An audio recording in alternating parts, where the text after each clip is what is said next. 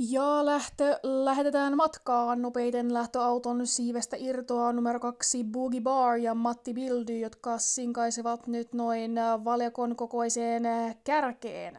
Toisena tulee sisärataa pitkin numero 3 Under the Radar, sen ulkopuolella suosikki numero 4 Maybe Hilarious ja joukosta nyt hieman pudonneena ottaa nyt kuitenkin kiinni numero 1 My Secret Love.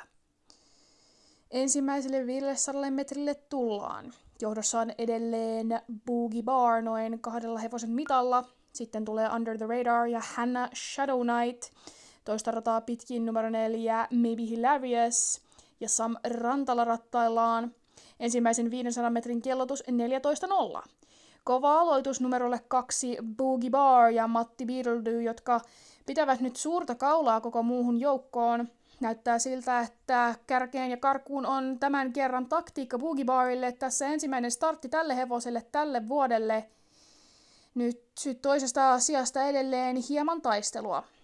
Numero 3 Under the Radar tulee sisärataa pitkin ja sen ulkopuolella numero 4 Maybe Hilarious prässää.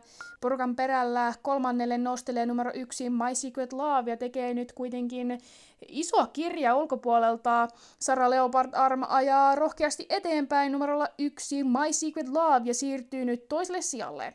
Jo kärjessä kuitenkin on edelleen Boogie Bar ja sinne on numerolla 1 My Secret Love matkaa.